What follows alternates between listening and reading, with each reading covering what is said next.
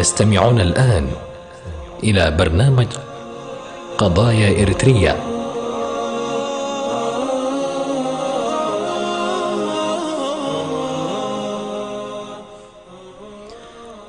السلام عليكم ورحمة الله وبركاته مستمعينا الكرام، وشكرا دكتور حسن سلمان. اليوم معنا دكتور حسن سلمان في برنامج قضايا إريتريا، وشكرا لمرة ثانية لقضايا إريتريا دكتور. ونريد اليوم نشوف موضوع السحر والحسد والعين ووقاية من السحر والعين والحسد. وما هو السحر؟ في كثير الناس يعني ما يعرف السحر، حتى بدأ الناس يقول، في بعض الناس يقولوا إنه ما في سحر أصلا. وما هو السحر دكتور؟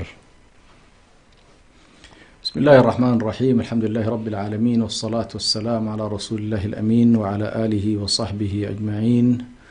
وأهلا ومرحبا بالمشاهدين والمستمعين، ونسأل الله سبحانه وتعالى أن يتقبل منا الصيام والقيام، ونحن في هذا الشهر المبارك شهر رمضان الذي أنزل فيه القرآن. نسأل الله عز وجل أن يجعلنا فيه من المقبولين. أما مسألة السحر، مسألة العين، مسألة هذه القضايا بشكل عام التي تنتشر حقيقة بشكل كبير في المجتمعات، خاصة مجتمعاتنا الشرقية، يعني هي ظواهر أقرب ما تكون إلى أنها ظواهر تكثر بشكل كبير في المشرق أكثر ما تكون في المغرب. لا يعني ذلك طبعا عدم وجودها في الغرب، لكن قصدي أنها تنتشر بصورة كبيرة، ويختلف الناس حولها بطبيعة الحال لاختلاف مرجعياتهم أو اختلاف ما يسمى بالتعرف على الحقائق. فمن يرى أن الحقائق لا يمكن التعرف عليها إلا بوسائط الوسائط الخمسة اللي هي الحس والسمع والبصر، الحواس الخمسة، يرى أن السحر ليس مما يمكن الوصول إليه بهذه الحواس، وبالتالي فهو لا يسلم به. هذا فيما يتعلق على الأقل من يرون ذلك. الأمر الثاني أيضا من يحكم أيضا قضايا العقول ويتعامل بالمنطق العقلي المحض، أيضا يقول لك والله يا أخي ليس هذا مما يمكن أن ندركه بالعقل. ولكن من يوسع دوائر المعرفة ويعتبر أن قضية المعرفة وحقائق الوجود لا يمكن فقط أن نكتفي فيها بمسائل العقل ومسائل الحس والتجربة فقط، ولكن هنالك من المعارف ما لا يمكن أن يدرك عقلا ولا يمكن أن يدرك حسا، وهو الذي يمكن أن نقول بأنه يدرك بمعارف الوحي ومعارف النقل. وهذه طبعا نقطة مركزية جدا في الخلاف ما بين من يرون بشكل عام قضايا السحر، قضايا العين، قضايا الحسد، التي يؤمن بها على الأقل كثير من أهل الأديان. يؤمن بأن والله العين قد تصيب، ويؤمن بأن الحسد يقع، ويؤمن بأن السحر له فاعلية. وبالتالي هذا مركز الخلاف بأن والله المعارف بما يمكن أن تكون وكيف يتم التعرف عليها. فنحن على الأقل بالنسبة لنا نعتبر بأن مسائل الحقائق هي تعرف بالنقل والخبر، وتعرف كذلك بالعقل، وتعرف بالحس والتجربة. فإذا جئنا مثلا إلى موضوع الحلقة وهو موضوع السحر وموضوع العين وموضوع الحسد، وأردنا أن نتعرف على كل واحد من هذه الأشياء على مستوى اللغة ومستوى الاصطلاح، يمكن أن نقول بأن السحر إذا رجعنا إلى مفردة السين والحاء والراء، سحر هي عبارة عن مفردة مكونة من 3 حروف، وهذه الأحرف ال3 متباينة في دلالاتها، يعني تدل على 3 معاني، والثلاثة معاني متباينة. فالمعنى الأول هو الذي نحن فيه، المعنى الأول اللي هو سحر هو الأمور الخفية أو القضايا الغيبية التي ربما يعني أو القضايا التخيلية أو المهم كل ما خفي وله تأثير، يسمى سحر. والإمام الشافعي يقول بأن كلمة السحر هو اسم واسع لمضامين كثيرة جدا، لأشياء كثيرة جدا، يبدأ معك فعلا بالأشياء الخفية البسيطة وتنتهي إلى قضايا معقدة ومركبة تحتاج إلى إلى تفكيك وإلى تحليل. المعنى الثاني للسحر أو السين والحاء والراء هو السحر، اللي هو الوقت من الأوقات المعروف، وقت السحور. المعنى الثالث هو السحر بمعنى الصدر، وهذا كما أخبرت عائشة رضي الله عنها في الصحيح، قالت مات رسول الله صلى الله عليه وسلم بين سحري ونحري. فهذا المعنى اللغوي عموما، معنى السحر له دلالات، لكن الذي يهمنا منه هو القسم المتعلق بالقضايا الخفية ذات التأثير النفسي أو التأثير العضوي. من يرى أنه ليس له تأثير عضوي يعرفه بأنه هو تأثيره تأثيرا خفيا ولكنه ليس عضويا. إذا أردنا أن نقف على حقيقة هذا الموضوع، هل والله له حقيقة أو ليست له حقيقة، ستلاحظ بأن هنالك سيكون معك تداخل ما بين أنماط وأنواع السحر وما بين حقيقة السحر. لكن هذه دعنا الآن نؤخرها حتى ننظر إلى العين والحسد أيضا، باعتبار أن الثلاثة هذه يجب أن تعرف مع بعضها البعض. فالسحر الآن عرفنا بأنه كل ما دق وخفي ولكن له تأثير. هذا التأثير إما أنه تأثير على الأعين والأبصار، إما لسرعة الحركة ودقة ما يقوم به الساحر، وإما لأنه فعلا في فعل حقيقي يقوم به الساحر، وبالتالي سنأتي إلى فقرة حقيقته. هل له حقيقة أم هو تخيلات وأوهام؟ بالنسبة يعني تأثيره خارجي أو داخلي يعني. نعم، مسألة التأثير هذه إن شاء الله يمكن أن نأتي إليها. على كل هو له تأثير، هذه إن شاء الله من خلال حقيقته سنأتي إلى تأثيره. يعني مثلا حتى لا نقول أنه مثلا السحر غير موجود، مثلا القرآن الكريم ذكر أكثر من 63 مرة، 60 منها تقريبا حول السحر الذي نتكلم عنه، والثلاثة تقريبا للمعنيين الآخرين. 60 مرة تتكلم عن قضية السحر، إما السحر بأن الكفار يتهمون الأنبياء والرسل بأنهم سحرة، وأن ما جاءوا به سحر، وأن الرسالات سحر، وأن المعجزات سحر، وإما أنه والله شيء يمارسونه، إما شيء يمارسونه كما كان مثلا سحرة موسى، سحرة فرعون في مواجهة موسى، فيذكر القرآن الكريم هؤلاء، ويذكر كذلك مسألة السحر في القرآن الكريم مع سليمان. فالقرآن تناول هذه الظاهرة باعتبارها ظاهرة موجودة، بغض النظر بعد ذلك عن فهم العلماء إلى أن هذه الظاهرة هل لها وجود حقيقي، هي ذات وجود حقيقي ملموس، أم أنها هي تخيلات وأوهام وهرطقات يعني. ما فيها. فهذا اللي موضوع السحر تقريبا في هذا الاتجاه. يمكن أن نقول بأنه أعمال خفية يقوم بها الساحر، ولكن تتسع معناه ليشمل أشياء كثيرة جدا. يعني في اللغة مثلا أو في العرب استخدموا معنى السحر بمعاني واسعة. فمثلا يستخدم كلمة السحر في الكلمة المؤثرة والبيان الجميل. يقول لك إن من البيان لسحرة.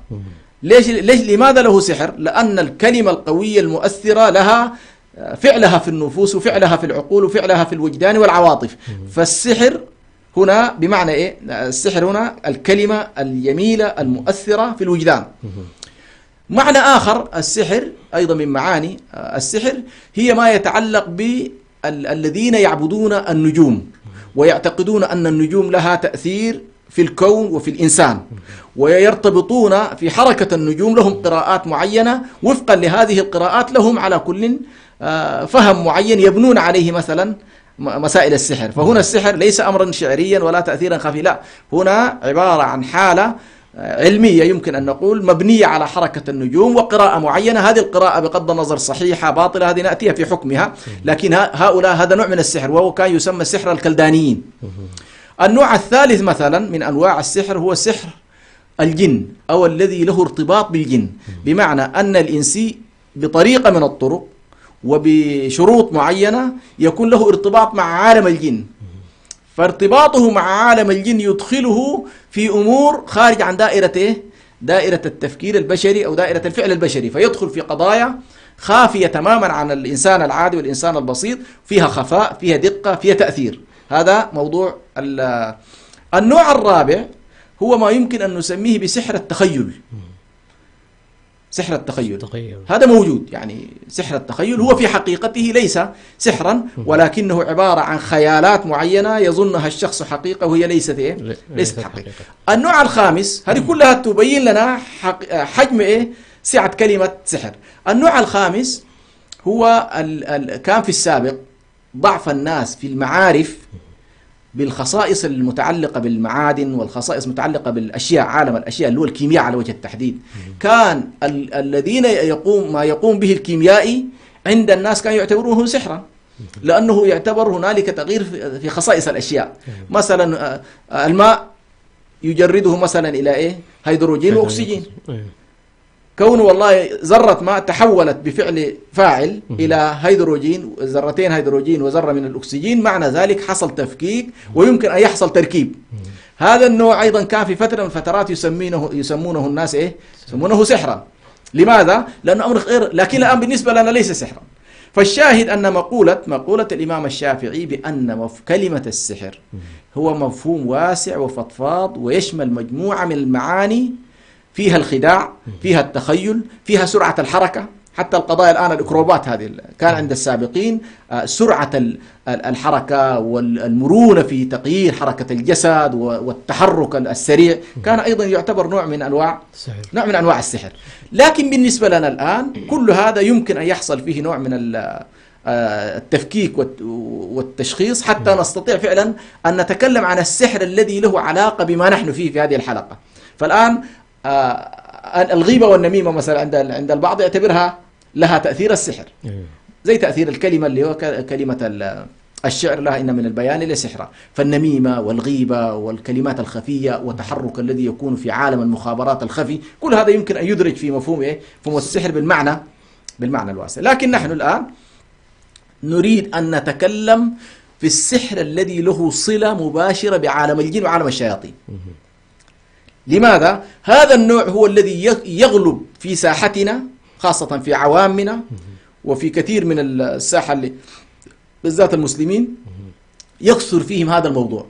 فتجد هذه المسألة على كل الاتصال بعراف، بكاهن من الكهنة، بساحر من السحرة، وهو له صلة وله ارتباط بعالم الجن، فيتواصل معهم، والجن لهم شروطهم ولهم إجراءاتهم في كيف يمكن أن يملكونك معارفهم الخاصة بهم. وهنا يدخل الإنسان طبعا في مسألة الكفر، وهذه إن شاء الله سنأتيها، كيف يكفر الإنسان وهو يعني يتعامل مع السحر. هذه باختصار شديد مفهوم السحر وأنواعه على الأقل المتعارفة والمتداولة.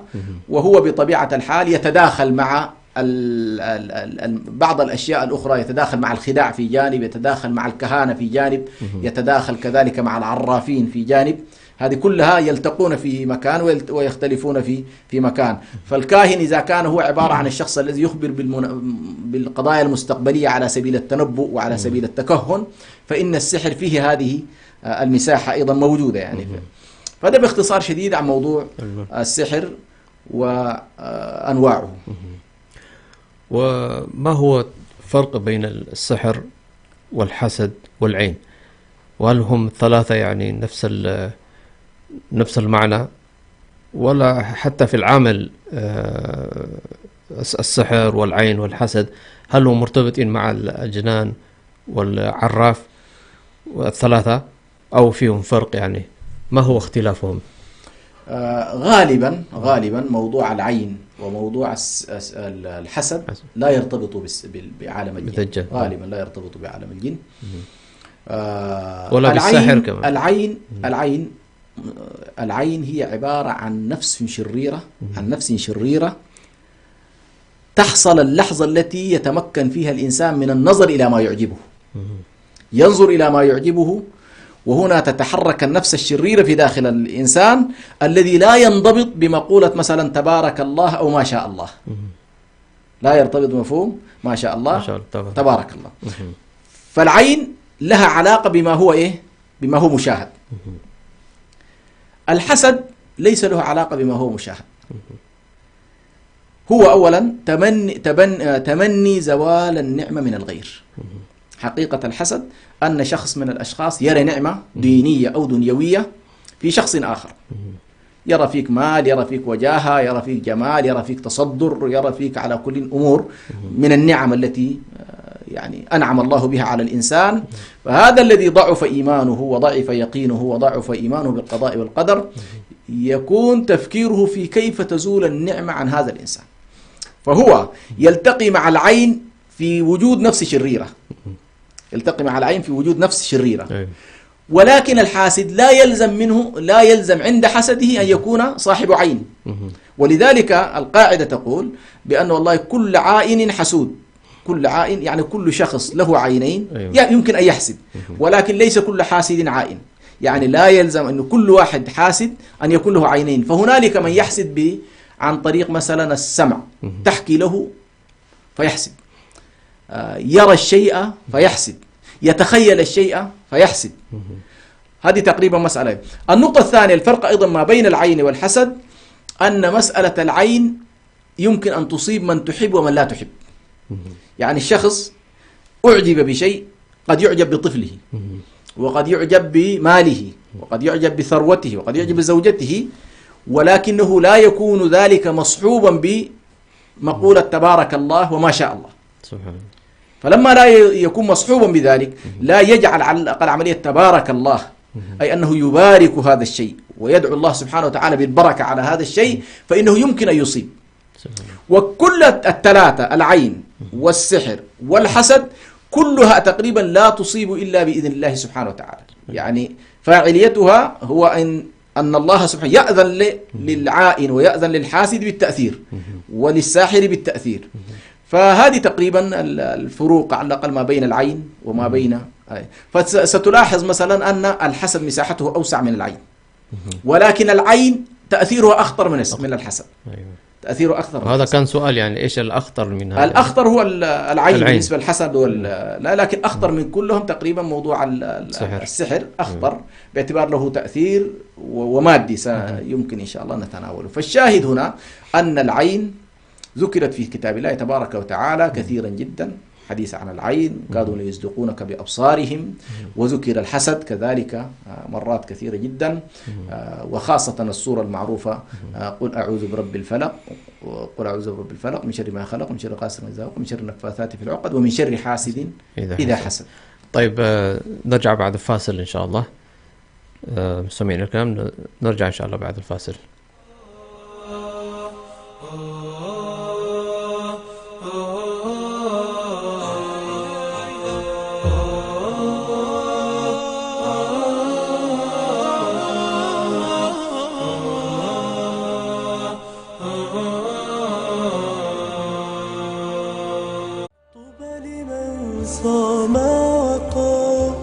وطاف بالبيت الحرام، طوبى لمن صام وقام وطاف بالبيت الحرام.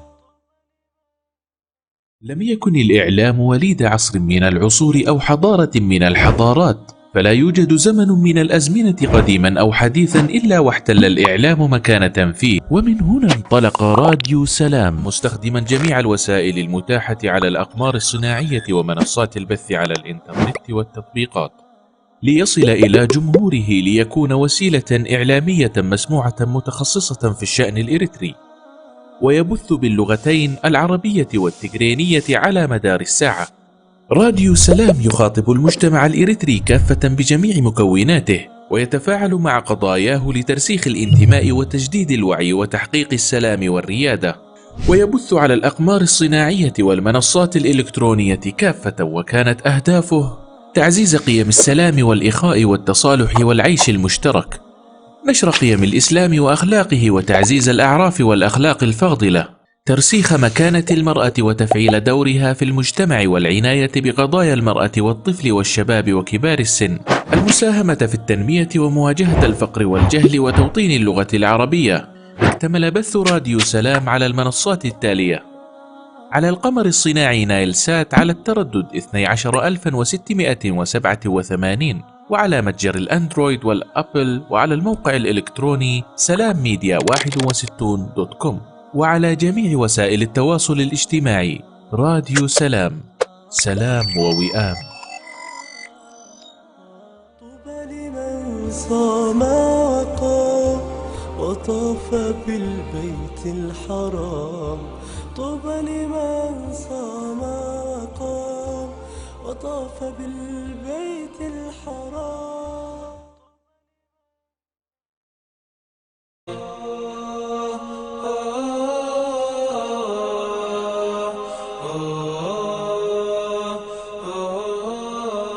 تستمعون الآن إلى برنامج قضايا إريتريا.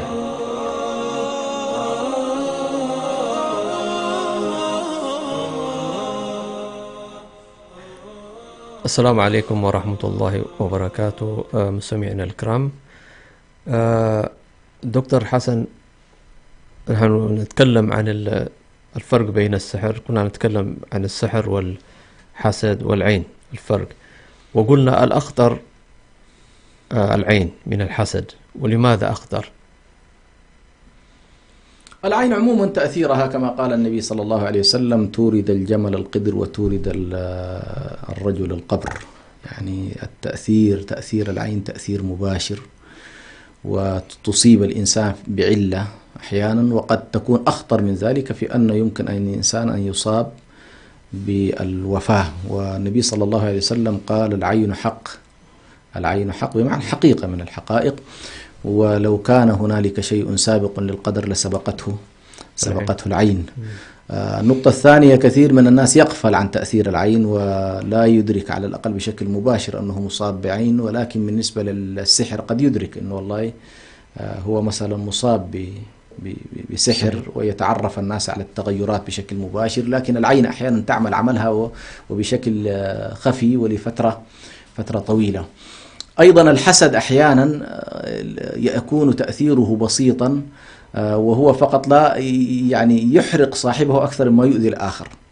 هو عبارة عن رغبة وعبارة عن تمني، فهو يتمنى على الأقل أن تزول النعمة من الشخص الآخر وتؤول إليه، أو أحيانا الأخطر من ذلك أنه يتمنى زوال النعمة بغض النظر عن أنها آلت إليه أو لم تؤل إليه، كما قال الله سبحانه وتعالى: أم يحسدون الناس على ما آتاهم الله من فضله. فهو يحسد الإنسان أو يتمنى أن والله هذا الشيء الذي أوتيه فلان من الدين أو من الرسالة أو من المال يتمنى زواله. منهم من يتمنى زواله ليعود إليه، ومنهم من يتمنى زواله بعيدا عن أن والله آل إليه أو لم يؤول إليه. ومن الناس، هنا برضو مهمة جدا، يحصل هو يتمنى أن يكون له ما عند الطرف الآخر، لكن لا يتمنى زواله. فمجرد عدم تمني الزوال للطرف الآخر فيسمى القبطة أو القبطة. أيوة، القبطة هذه بمعنى أنا أتمنى أن يكون عندي ما عندك، ولكن لا أتمنى زوالها منك. فالشاهد أن هذه المسائل كلها، سواء السحر أو سواء العين أو سواء الحسد، تنبع من نفوس شريرة.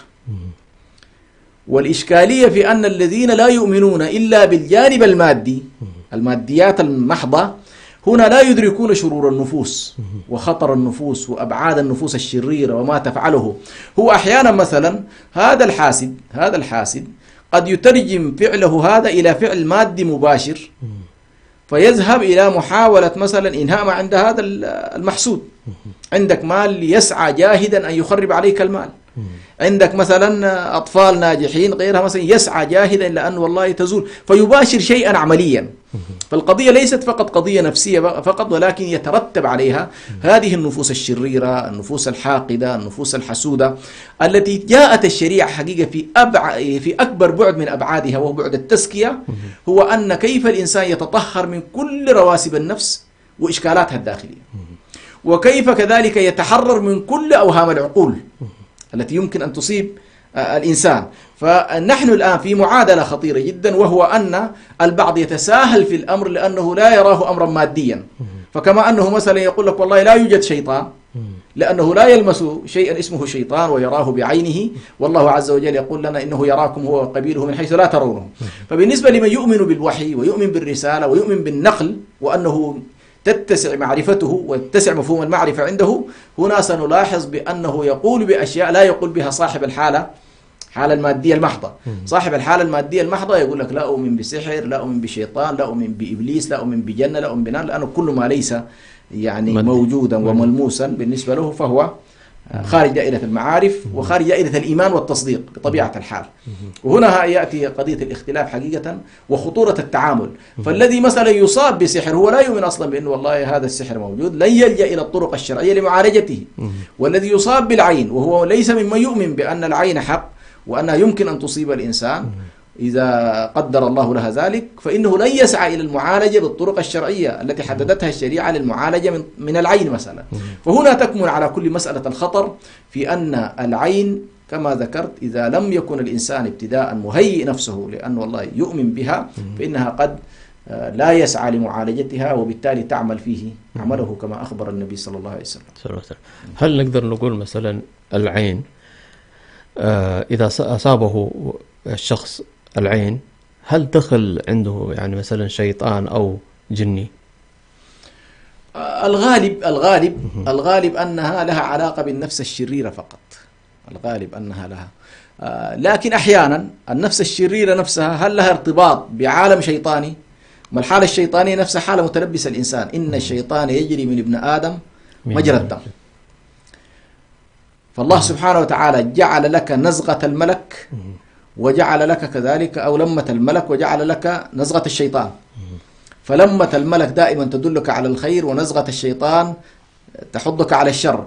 فاللحظة التي يحصل فيها هذا النوع من التلبس الشيطاني والنفس الشريرة وبروزها، قد يكون هنالك تلبس من الشيطان، وبالتالي فعلا قد يكون هذا عامل من العوامل، لأن غالبا حالات الشرور النفسية مرتبطة بالشيطان، وحالات النفس الخيرة والمزكاة والطيبة والطاهرة مرتبطة بالملائكة. وبالتالي المؤمن الذي طهر نفسه يعني والتزم بأحكام الله سبحانه وتعالى لن يكون مثلا مصيبا بالعين، لن يصيب الناس بالعين. لكن هذا الذي لا يستصحب معه معية الله سبحانه وتعالى، أو لا يستصحب البركة، أو لا يستصحب المشيئة والقدرة الإلهية، ولكنه يعجب بكل شيء، يفتن بكل شيء، نفسه تداخله من داخله، فهذا بطبيعة الحال يكون له تأثير، وقد يكون هنالك تداخل ما بين الشيطان وما بين النفس الشريرة. ممكن يكون العين مدخل للشيطان يعني، أو يمكن أن تكون مدخل للشيطان. ولماذا الناس يروح إلى المشعوذين والسحراء؟ هل هو يعني يشوفها أنه كحل لما مثلا في الحسد؟ يعني واحد يحسد الناس، لما إذا حسده يعني هو يريد أن زوال النعمة، وهذا زوال النعمة يعني يشوفه كل يوم ما يزول. وهل هو يعني مثلا يستعمل السحر حتى تزول هذا النعمة؟ ممكن يستعملها. ولماذا الإنسان يعني يلجأ إلى هذا؟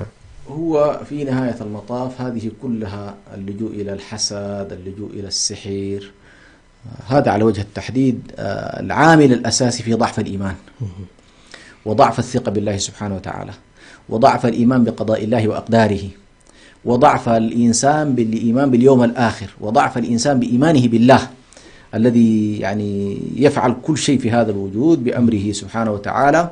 فالإنسان الذي يلجأ إلى هذا النوع من الأعمال هو إنسان لا يؤمن بالله سبحانه وتعالى. ولذلك ربما ذهب كثير من العلماء إلى أن من يمارس السحر ويتعاطى السحر وكذا إلى أنه كافر، وإلى أنه لن يحصل له ذلك إلا بالتعاطي مع الشياطين ومع عالم الجن، ويشترطون عليه ما يؤدي إلى كفره بطبيعة الحال، وإلا لن يملكونه تجاربهم وهو على إيمانه وعلى طبيعته.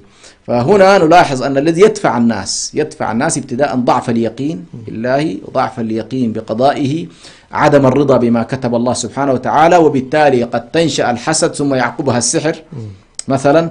وغالبا معظم قضايا العناية تكون حالة من الحسد، حالة من الغيرة، حالة من الكراهية والبغضاء، تؤدي في نهاية المطاف إلى هذا الجانب، لأن الحسد مرتبط بالكراهية، والسحر كذلك مرتبط أيضا بإيذاء الناس. فعلى كل الذي يقدم على هذه الحالات هو من لا يؤمن بالله سبحانه وتعالى ولا يؤمن برسول الله صلى الله عليه وسلم الذي حذر من السبع الموبقات ومنها السحر. إياكم السبع الموبقات منها السحر، والله سبحانه وتعالى سماه في كتابه كفرا، وما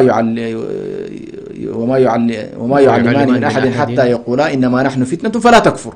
فكأنما من يتعاطى السحر هو يتعاطى كفرا، وهذا الكفر يؤدي بالإنسان إلى عدم الفلاح وعدم الفوز في الدنيا والآخرة. وبالتالي نحن نقول بأن الخلاص الحقيقي للخروج من هذه الأمور هو أن الإنسان يؤمن بالله سبحانه وتعالى، ويثق في عطاء الله وفي قدر الله سبحانه وتعالى، وفي أن الله هو الذي يعطي وهو الذي يمنع. وعليك بدلا أن تؤذي خلق الله سبحانه وتعالى على ما آتاهم الله سبحانه وتعالى من فضله، عليك أن تسأل الله سبحانه وتعالى من فضله. هذا الأفضل وهذا الواجب. فالله سبحانه وتعالى الذي أعطاه يجب أن تسأل نفسك سؤال: لماذا أنت لا يعطيك؟ لماذا أنت لا تسأل الله ليعطيك بدلا أن تحسد الآخرين أيوه وتسعى لإيذائهم لأنه أحيانا كما ذكرت أن المسألة لا تكتفي فقط بمسألة شرور نفسية فقط، مع أن هذا نفسه يحرق الإنسان ويدخله في دائرة الإثم، ولكن قد يصل بالإنسان أحيانا يبلغ به الحسد إلى أن يقتل، يبلغ به الحسد إلى أن ينهي الأموال، يبلغ به الحسد إلى أن يفسد الأولاد، وهكذا. فتجد أن مسألة الحسد نابعة دائما، هذه الأمور نابعة من ضعف الإيمان وضعف اليقين وضعف التوكل وضعف الثقة بالله سبحانه وتعالى. فبالتالي يلجأ، وهذا للأسف الشديد الإنسان طبعا الذي لا يؤمن بالله ويراه بأنه هو القوة العظمى التي يلجأ إليها في حاجاته كلها، بأن الله هو الغني ونحن الفقراء، سيذهب إلى قوة خفية ويتصور بأن هذه التعامل مع عالم الجن هو تعامل مع قوة خفية، ويشعر بأنه يعني امتلك شيئا لم يمتلكه الآخرين. هذه فيها أيضا نوع من التميز، إن والله أنا عندي إمكانات وعندي قدرات ما ليس عند الآخرين. فتجعلني هذه أيضا ألجأ إلى هذه الممارسات التي كما ذكرنا ليست من الشريعة في شيء، بل الشريعة جرمت هذا الفعل واعتبرته من الكبائر التي يعني اعتبرته من الكفر بالله سبحانه وتعالى. وأكثر نشوف يعني في هذا الزمان في دول الإسلام السحر منتشرا يعني أكثر من دول الغرب يعني. لماذا؟ هو على كل يبدو إذا اعتبرنا زي ما ذكرت أنا السحر منبعه على الأقل الذي يثبت لنا تاريخيا هو منطقة الشرق. وفي منطقة الشرق ربما المنطقة الأقدم فيها هي مناطق العراق، مناطق بابل. أيوه كما ذكر القرآن الكريم. ومرتبط تاريخيا أيضا يبدو مرتبط بالفترة التي كان فيها سليمان عليه السلام، وأراد على الأقل عالم الجن أن يفتن من كانوا بعد سليمان، ففعلوا أفاعيلهم في السحر وأفاعيلهم في تعليم السحر. وهنا طبعا هذا يقودني إلى أنه هل السحر علم من العلوم أو ليس علم من العلوم؟ إذا اعتبرنا والله السحر من العلوم التي يتداولها الناس ويتناقلها، معنى ذلك هناك يعني من له كتب وله مراجع وله من يتعلمه وله من ينقله وله تجربة تراكمية، وبالتالي أصل السحر قد يكون ثابتا ولكن تتطور وسائطه ووسائله ويتطور مع التطور البشري، وبالتالي يرتقي الناس في مسائل السحر. ونلاحظ بأن عالم السحر في نهاية المطاف ليس عالم فقط يتعامل به البسطاء فقط، فهنالك حسب ما هو معروف كثير من الأنظمة تتعاطى هذا النوع من رؤساء وحكومات وعالم مخابرات يتعاطى بنفس هذه الطريقة ويتعامل مع هذا النوع من السحر. فربما الغرب على الأقل الغرب لأنه يعني ذهب إلى منطقة عدم الإيمان بما ليس ملموسا، عدم الإيمان ليس ملموسا، فشكلت هذه بالنسبة لهم أنه لا يقبل منك الآن الرجل الغربي بأنك أنت والله يمكن أن تقول له سأؤثر عليك بالسحر ويضحك عليك. هكذا برمج هو بالنسبة له، لا ولا يسعى إلى تعليم هذا النوع من العلوم لأنه لا يراه أصلا علما ولا يراه من المعارف. نحن نعتبر أنه هو علم ولكنه من العلوم المحرمة، علم يتم تناقله، له كتبه ويعلمونه الناس تأجيلا عن جيل، ويتوارثه الكهنة ويتوارثه السحرة ويتعاطونه بشكل محدود وفي دوائر ضيقة، ولكن في النهاية سماه الله سبحانه وتعالى علما، يعلمون الناس السحر. وما يعلمان من أحد كبيركم الذي علمكم السحر. فهو في النهاية نوع من التعليم بمستوياته كلها التي ذكرناها. في النهاية هو نوع من التعليم، حتى سواء خفة اليد، سرعة الحركة، الحركات الكيميائية، هذه كلها يمكن أن تدخل في دوائر العامل الخفي والعلم من العلوم. شكرا دكتور. إن شاء الله بعد الفاصل نرجع بعد الفاصل.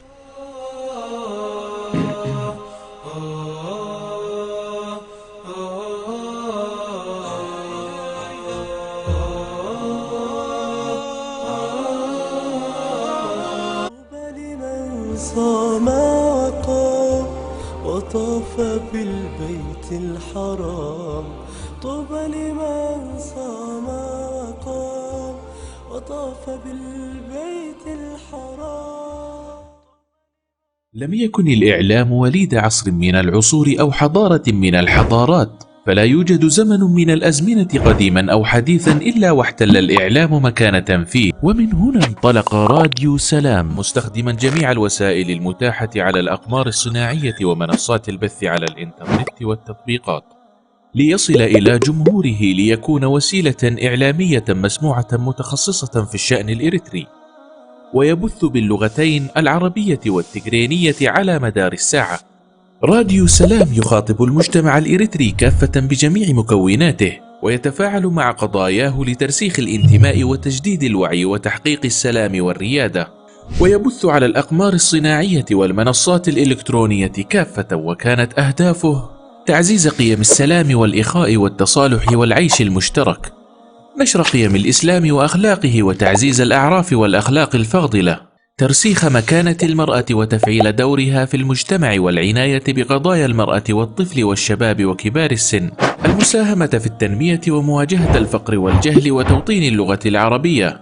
اكتمل بث راديو سلام على المنصات التالية: على القمر الصناعي نايل سات على التردد 12687، وعلى متجر الأندرويد والأبل، وعلى الموقع الإلكتروني سلامميديا61.com، وعلى جميع وسائل التواصل الاجتماعي. راديو سلام، سلام ووئام.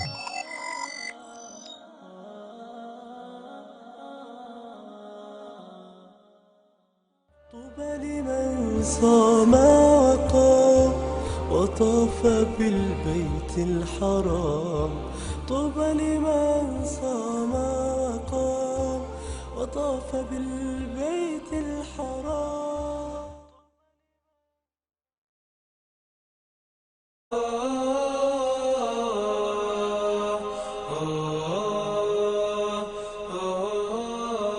تستمعون الآن إلى برنامج قضايا إريتريا.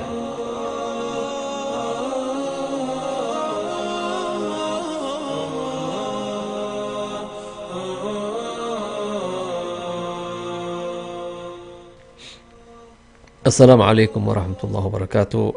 مستمعينا الكرام، رجعنا بعد الفاصل. ودكتور، لماذا نحن قلنا لماذا يلجأ الناس يعني إلى السحر، وما حكم الساحر يلجأ إلى السحر أو إلى الساحر يعني؟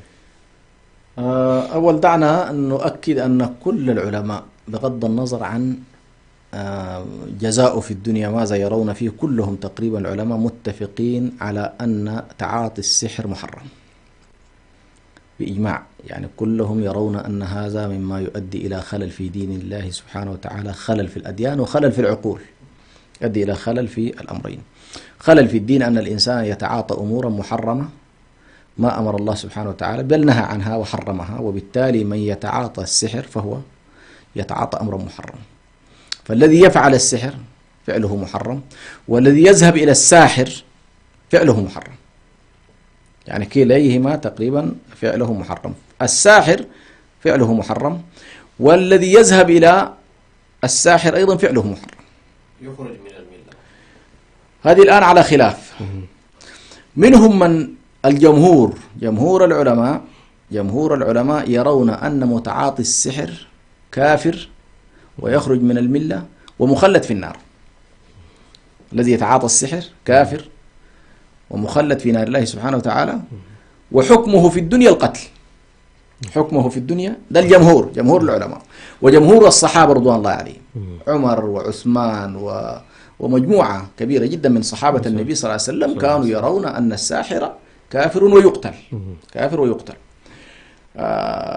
هنالك من يرى بأنه لا يجزم بكفره ولكن يرى قتله، مثل الإمام الشافعي ورواية عن أحمد، هو لا يجزم بكفره ولكن يرون القتل. والسبب في ذلك أن الإمام الشافعي أدخل في مسمى السحر مفهوم واسع بدءا من الخداع. فالإمام الشافعي يقول: ننظر إلى ما يفعله الساحر، إن وجدناه متعلقا بكفر قتلناه كفرا، وإن رأينا ما يفعله هو خداع وأساليب تمويهية وسرعة في الحركة وتغيير في جوانب الكيمياء والتأثير على الأعين من خلال السرعة، فيقول هذا لا نستطيع أن نكفره أو نقتله، ولكن قد نعزره. فهذا تقريبا. الطائفة الثالثة يرون أنه لا يكفر ولكنه يعزر، وأنه أتى محرم، وأنه أتى كبيرة من الكبائر، لكن لا يرقون بها إلى مستوى الكفر. وخاصة رواية عن الإمام أحمد أنه تحفظ في كفر الساحر، لأنه يعني يرى ربما رأي قريب من رأي الإمام الشافعي في أنه مفهوم السحر تدخل فيه أشياء ذات تأثير مباشر على الإنسان في عقيدته ودينه، ومنها ما لا يدخل في ذلك، وبالتالي على كل ذهبوا إلى التفصيل. في كل الأحوال نحن نقول بأن الذي يتعاطى السحر هو مرتكب لكبيرة من الكبائر في دنياه، وأنه إذا كانت هنالك سلطة شرعية إسلامية قد تجري عليه عقوبة من العقوبات. للأسف الشديد الآن هنالك السحرة يصولون ويجولون، والناس يؤذون بعضهم البعض عن طريق السحرة، وهنا السلطات تقول لك والله ليس أمامنا جريمة جنائية، ليس أمامنا جريمة مادية نستطيع أن نحاكم عليها، بينما تأثيره يتمدد يوم بعد يوم. فأقل ما يمكن أن يفعل في مثل هذه الأمور، على الأقل الشخص الذي يمارس السحر ويرى له موقع والناس تأتي إليه، أقل شيء إن لم يقتلوه فليحبسوه، فليحتفظوا به وليجنبوا الناس أذاه، لأنه كما يقول ابن تيمية الأذى يجب أن يكف بما يمكن أن يكف به. كففناه بالسجن فالحمد لله، ما كف بالسحر فإن هذا قد يقول ابن تيمية جمع مع السحر إفسادا، جمع مع الكفر إفسادا، فالسحر كفر، ومع كفره صار يمارس إفساد في الأرض، يفرق بين المرء وزوجه، ويحدث على الأقل في الأبدان التأثير، وبالتالي هذا يعني يجب محاربته، يعني كل المجتمع يجب أن يكون على الأقل على رأس هذه المسألة في محاربة على الأقل الساحر، ومحاربة المشعوذين والدجاجلة من الكهنة والعرافين وغيرهم. هذه كلها ظواهر مجتمعية سيئة جدا وسلبية، وكما قلت تؤثر في الأديان وتؤثر في العقول وتؤثر في العلاقات بين البشر، وهذا كله طبعا جاءت الشريعة لمحاربته. وكيف نبطل السحر؟ ما هو شرعية يعني؟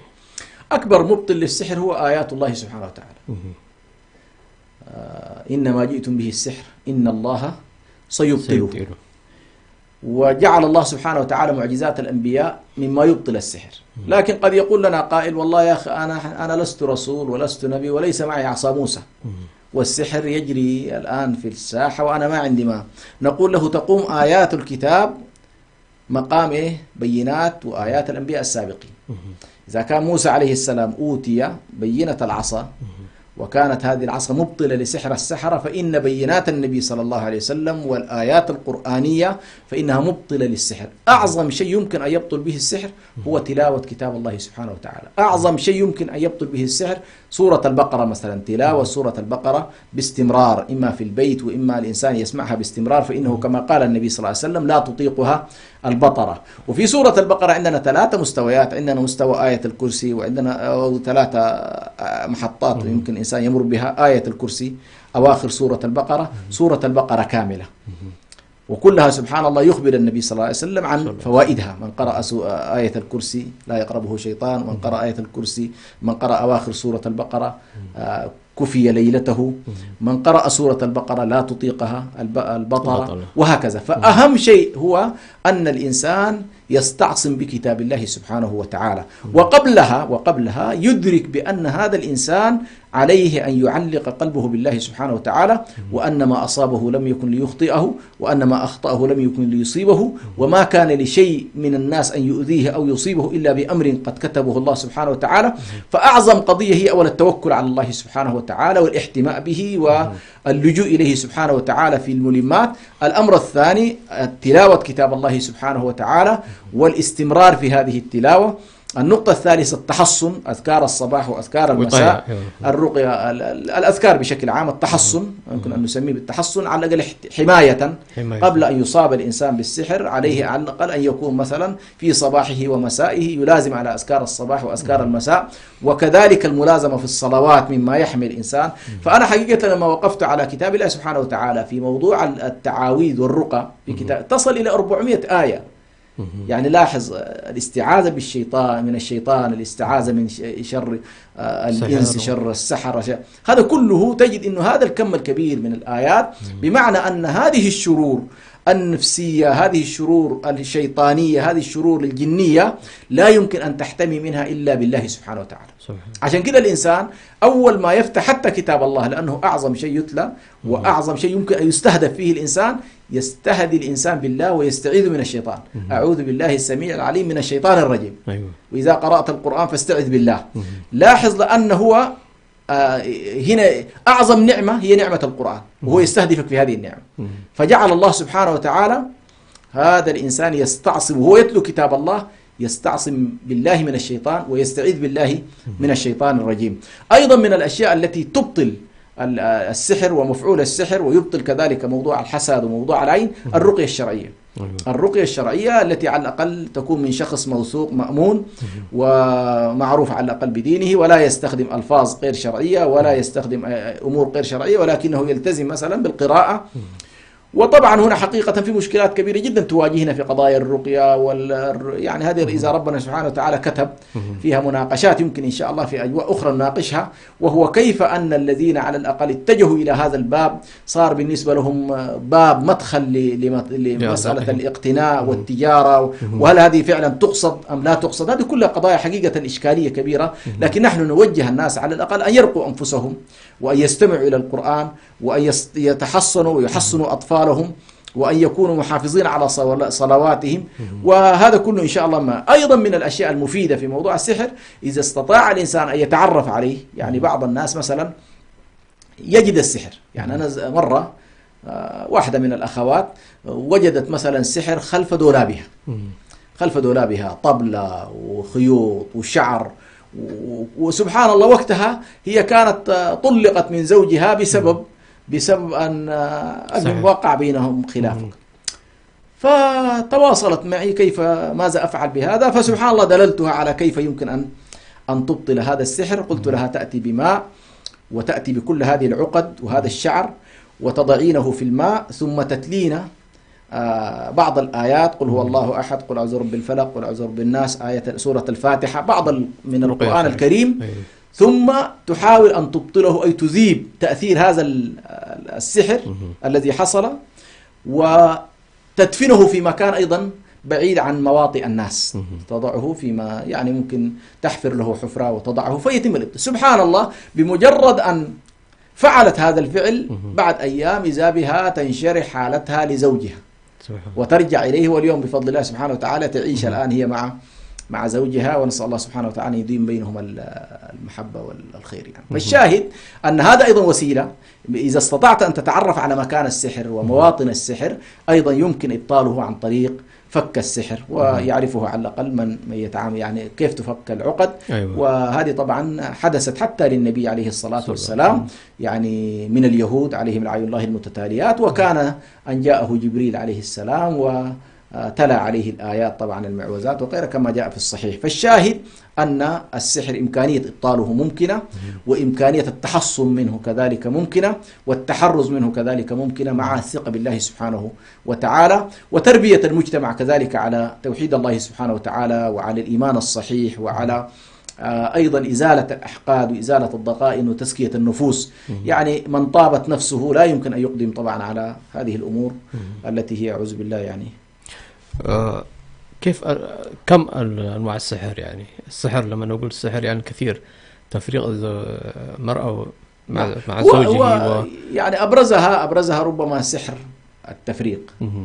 هذا أبرزها سحر التفريق. وهنا طبعا بعض العلماء تصور بأن الله سبحانه وتعالى لما قال يفرقون بين المرء وزوجه، قالوا بأن الله سبحانه وتعالى ذكر أمرا واحدا وهو مسألة التفريق بين الزوج وزوجته. فالساحر يستطيع أن يحدث ذلك بتأثير معين، ويجعل الرجل يكره زوجته والزوجة تكره زوجها، ولكن لا يذهب الأمر إلى أبعد من ذلك. ولكن الصحيح أنه كما قال العلماء إذا كان أكبر علاقة ود ومحبة وارتباط هي العلاقة الزوجية، ضرب الله بها مثالا. يعني أعلى شيء لو سألت هي العلاقة الزوجية، جعل بينكم مودة ورحمة. هذه اللي ربنا سبحانه وتعالى جعل فيها مودة ورحمة حصل فيها فراق وحصل فيها تأثير، فكيف بما دونها؟ فكيف بما دونها؟ فهو قياس على كل مقبول جدا، وهو أن ما دون العلاقة الزوجية طبيعي يحصل فيها تأثير ويحصل فيها. فالشاهد أن المسألة وارد فيها على كل قضية التأثير. فهذا نوع من أنواع السحر اللي هو سحر التفريق. النوع الثاني هو السحر الذي يؤدي إلى التعطيل.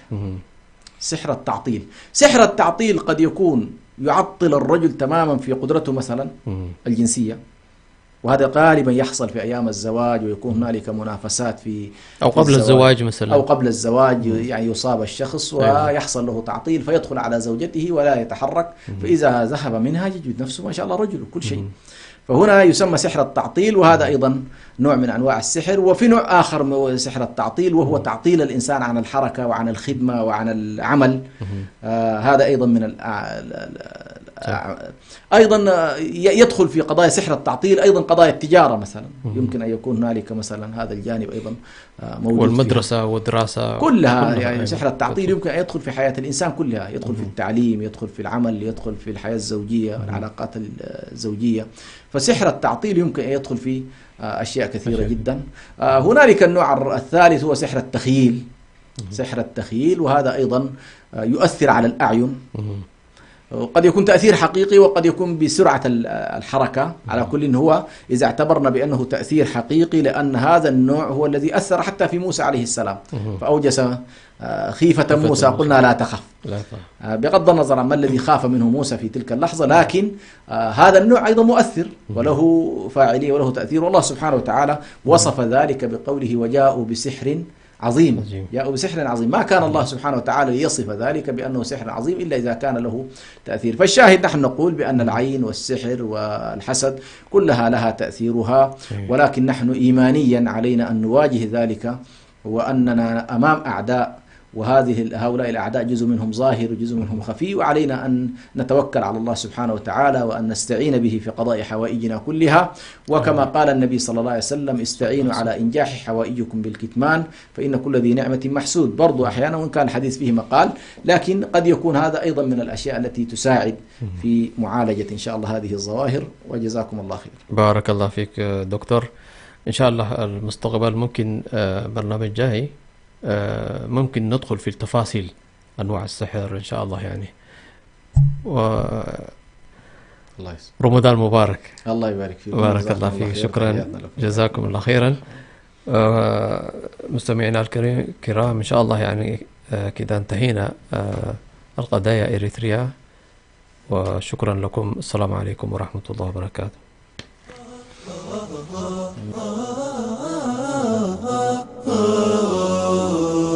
ما زلت في دفاتري قصيدة،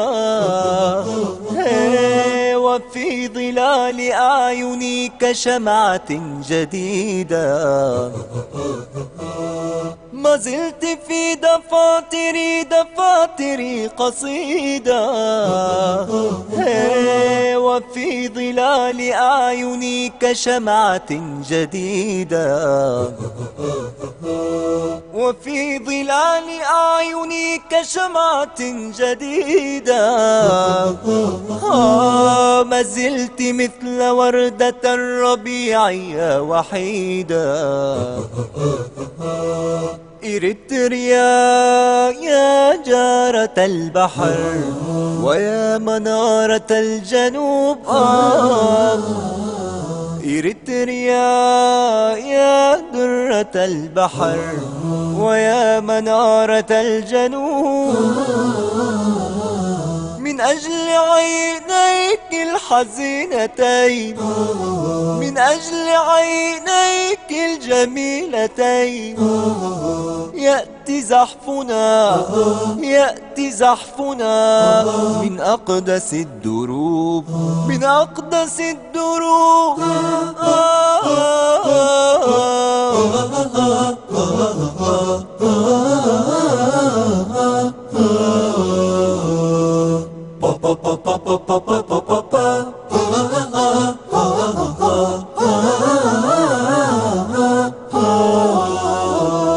يا وردة يعشقها أحبتي، يا ليت يا جنة عشت بها طفولتي، يا وردة يعشقها أحبتي، يا جنة عشت بها طفولتي، يا جنة عشت بها طفولتي، يا ليت يا أنت يا ضحية الحروب يا أنت،